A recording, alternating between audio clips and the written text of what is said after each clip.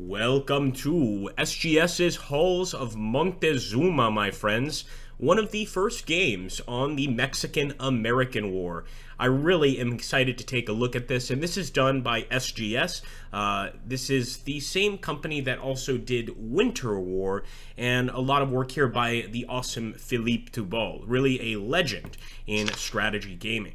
Now, of course, we've got a pretty standard Halls of Montezuma campaign. This is a large, grand campaign for the Mexican-American War, pardon me. But today we're going to be playing the opening moves campaign. Now, really quickly, there is also a what-if attack on Texas campaign. And over here, we've got Scott's invasion of Veracruz. We are just going to be jumping into the opening moves campaign so that we get the most straightforward approach here to the game itself. And it's also one of the shorter ones. Now, of course, over here, you can select single player. If you want to play hot seat, you just do that. In this case, we want Mexico to be the AI. And if you want to play by email, you simply click that little mail slot. But like I said, we're jumping in as the United States right now.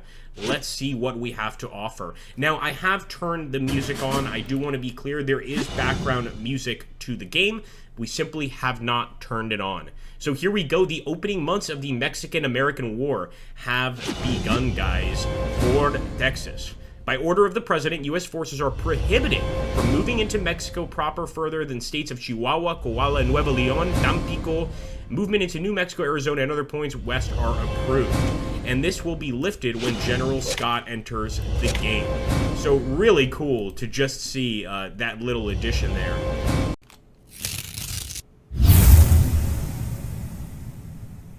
Alright, we've got our card draw phase, and we've now got our naval movement phase. Now, in this particular situation, I don't think I'm going to mess too much with the standard Navy there. I don't exactly know what I want to do with them. But I will take Connor and bring him over, hopefully bring him as close as possible to the conflict, and ultimately have him maybe even land over here in Mexico. I do believe he acts as a good old-fashioned commander of the U.S. Home Squadron, and I believe getting him on land, or at least getting him in one of these stacks, will allow us to push deeper into Mexico. So let's proceed here.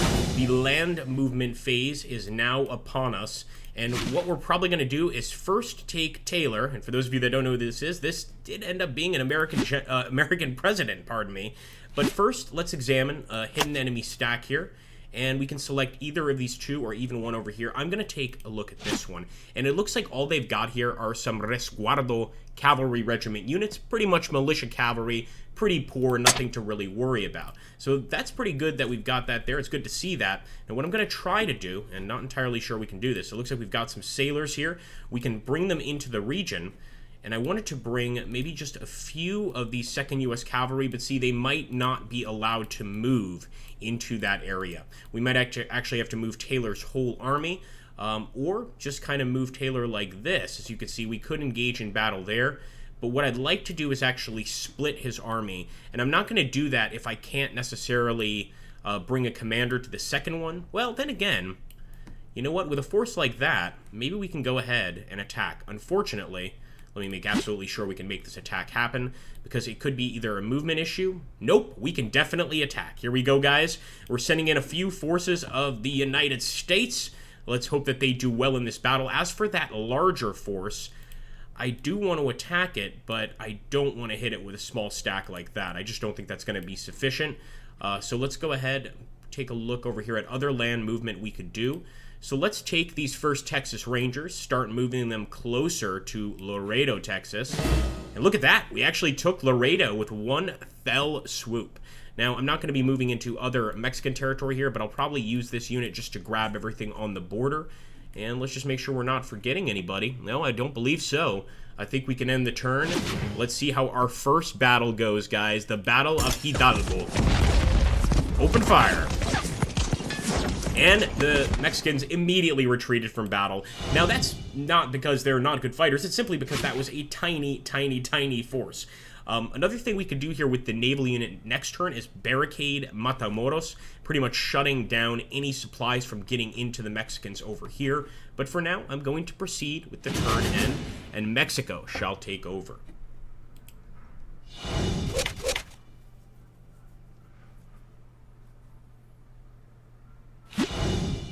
Arista is cautious. General Arista, under pressure from the government leaders, decides to keep some of the Mexican army in Mexico City. Perhaps a new leader is needed. And Mexico City is going to be all the way down here. Oh my goodness. Arista's army arriving, guys, at Fort Brown. This is going to be pretty serious, and I don't think we're going to survive. As close as we're going to get to the Alamo in this particular Let's Play. Look at that, guys. Did manage to knock down a few of the infantry regiment and the 2nd Caracas regiment, or Cazadores regiment, but not working there. And a victory for Mexico.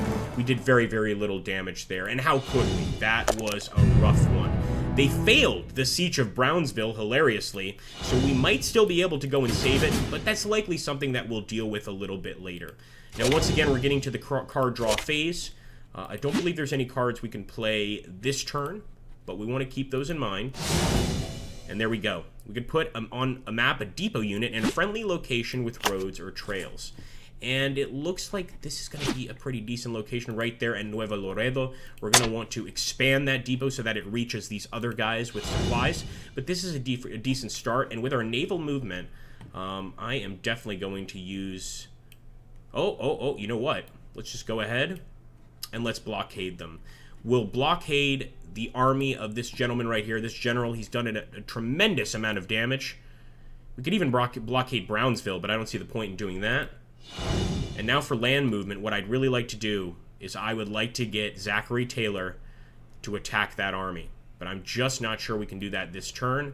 Not all units are going to leave the region. Let's face it, this is a beefy force. There we go.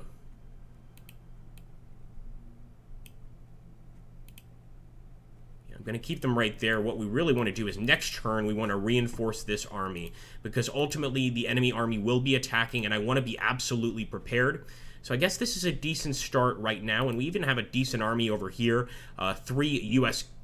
Infantry brigades, very well-trained regular infantry, and of course some artillery. Over here, we've also got a nice group of men. What I'd like to do is take Wool and move him over here to this group. I should have done that initially. See if Taylor can go there. No, he cannot. That's all right. So we'll end the turn. The turn is ending here. Let's see if the enemy will attack us. I'm hoping they don't. I'd like to be the first to make the attack, but then again, it is a little easier to be defending. You usually have a somewhat better chance. A blockade runner. Okay, a blockade runner did get past our blockade there to get, looks like, 2 units to the Mexicans, and they're also mobilizing militia over there in Mexico City. All right, expect major rainfall, and this could also bring tropical diseases, guys. Now, I'm pretty sure that as long as we stay along the coast, we should be okay. The deeper in the country we go, the more likely we are to incur these diseases, pardon me. It looks like the enemy just went ahead and ran away there.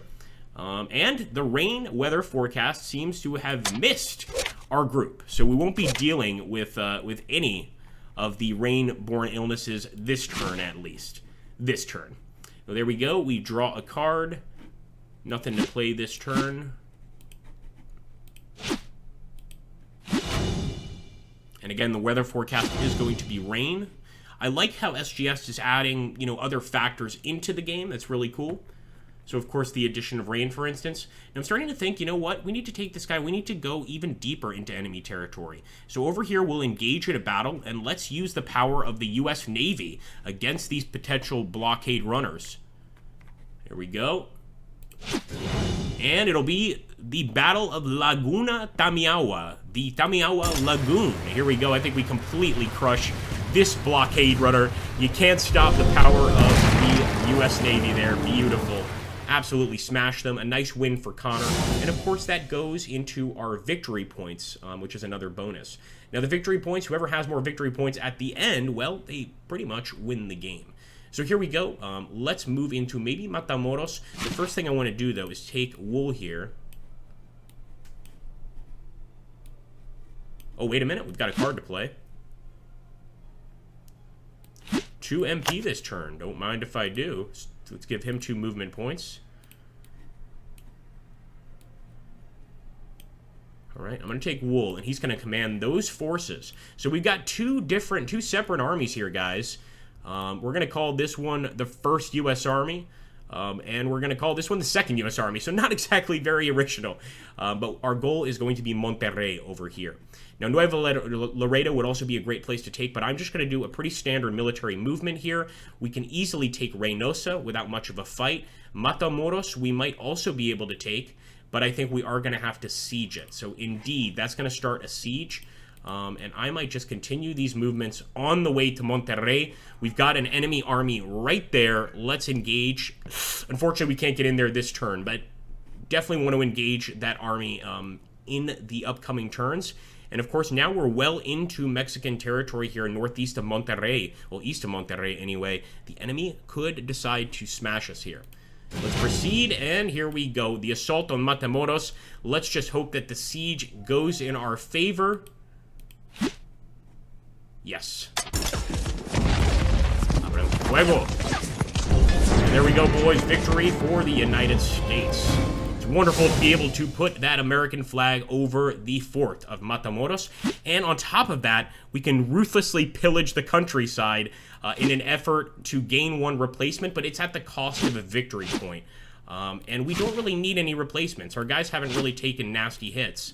So I am just going to skip the phase and proceed.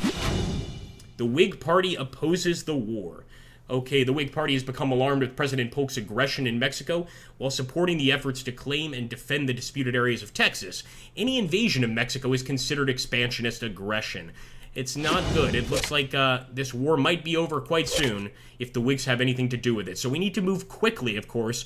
We need to take these locations with great speed. All right, let's end the turn.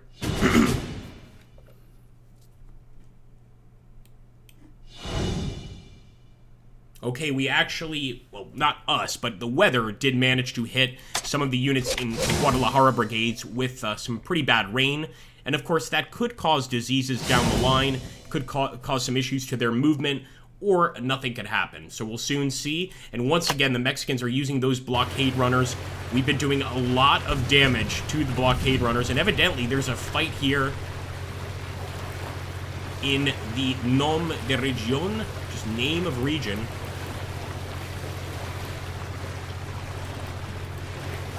Alright, sorry we had a little bit of a hiccup there, guys. Let's hope it doesn't happen again. You could see there the Soviet and Finnish flags, because this is based off the Winter War engine. So let's hope that we don't have that same blockade runner issue there. There's a naval movement that they can make, and there we go. It's back to our side, back to the United States. It looks like so far they missed us with those attacks. Now, the Whigs opposing the war, I'm still not playing that. Well, hold on one second. This is not the pillaging card. Okay. +1 every month that the U.S. Army is in Mexico, T1. 2 each month after 1 year has passed. I'm not even gonna mess with it. So let's now focus on proceeding here. We'll skip that card for now. Okay, we must play the card. In that case, we have to play the Whig card. Yeah, because it's not a very good thing. So your general has managed to ambush the opponent. No, well, that's no big deal, but this is a huge deal. So we have to play that Whig card, which does mean that the war will have an end eventually. We can't keep this thing going on forever. So what we need to try and do now is proceed forward, take as much land as possible. After the declaration of war on May 13, 1846, United States General Stephen W. Kearny moved southwest from Fort Leavenworth, Kansas. In June 1846, with about 1,700 men in his army, of the West, Kearny's orders were to secure the territories Nuevo Mexico and Alta California. Alright, so it looks like we've got a destination region for just a massive amount of troops. It's all going to have to be over here, of course. No, we're not going into California, at least not in this particular game. So let's go ahead and drop them right there, right in Brownsville. We'll validate, and there we go. Oh, so we do have some guys going to the Great Plains region. It looks like we've got multiple armies popping up here. Okay, guys. Well, I certainly want to keep on putting pressure on the enemy here. So let's take our navy, and let's just keep going up and down the coast here looking for battle. We can also start additional blockades. Yeah, let's start a blockade here at Veracruz. Any way we can hurt the enemy is going to be good for us. And now for the land movement phase, and this is where I'm hoping for some big wins. But before we do that, we've got to do the Fortress Bombarded. Coastal batteries at San Juan de Ulua exchange fire with U.S. naval forces offshore. And potentially, they're going to take some hits from our cannons, but I think we'll be just fine. Oh, we didn't get a single hit on them. That's too bad. Now, what about their hits on our ships? And it looks like both sides fired and missed completely. So now we've got this brand new army here, guys. We can do a lot with it. However, it's going to take some time. So for now, we'll move into Nuevo Leon. You can see a very large force there at Monterrey. And I'm hoping I can get in there with Taylor's army. But again, it's going to probably take more than that movement. Might take a few movement points. So we're going to move Taylor here. We're not merging him with Wool's forces. But I might try and take some cavalry, merge them with Wool's forces, and now attack the Mexicans here. So this is going to be a big fight, I believe, and actually they've got quite an impressive stack. I might try to send another U.S. cavalry in, although once a battle has begun, that's pretty much it. We can no longer contribute to that fight unless we have an army nearby, which we do. So I'm going to be sending Patterson to assist our general here, and hopefully that's going to make the big difference. That's going to determine the victor in this fight. Let's go ahead and see. Now, let's not forget we've got Kearney's forces here in the Great Plains region, and I guess we can decide kind of where to send them. Or maybe next turn it's going to give us an option to drop them somewhere. Nonetheless, I want to see what happens during this fight. The Great Battle of Monterrey. Oh my goodness. Okay, maybe we're not going to come out on top. We are going to use the minor offensive card. All allied units receive +1 combat bonus. Hey, we definitely need to use that. And let us fight. The enemy's going to use an artillery support card, so this should be a tough one. Open fire. Ooh, nasty hit there. Open fire. Patterson is now in control. Our other general has gotten the hell out of here. Arista is taking some hits, but I don't think we can win this one. And you can see 63% in favor of Arista. Ooh, it is just a beastly fight. 66 and 34%. The correct thing to do here is to retreat, guys. At least we potentially save our army. So we got out of there with the army, but it's a great example of kind of how the game is played and the different situations you can get yourselves into. And now I will use that pillage card, which seems pretty brutal, and it is, but it's pretty much one way of getting our forces back to normal. Is to pretty much go ahead, pillage, get that to our forces that have just been wounded in battle, and next turn they'll be able to attack again, fight yet again with brand new equipment, despite having just had a very nasty fight there with Mexico. Well, guys, I hope you enjoyed this gameplay video on this gameplay video on the game. Again, if you are a fan of SGS games in general, you're gonna love this one. And of course, it is very similar to Winter War in terms of the gameplay style. There's gonna be many different aspects. In Winter War, you've got to deal with the snow and the ice, and in this game, you've got to deal with guerrilla attacks and the rain and disease. So a lot of different things working against you. Certainly a fun game for the historically minded. And yes, of course, if you want to play as Mexico, you can. If you want to play by email, you certainly can do that as well. If you want to see any more of this game, make sure to hit that like button, drop a comment down below, and subscribe. I do want to take this time at the end of the video to give a very special thanks to Bostova, Dave Zissou, KenDoggie. There are right now are 3 channel members. We just opened up membership 3 days ago, and I want to thank them for contributing to this channel. It really means a lot. So I hope to see some more of you in that membership list, and I'll catch you on the next video.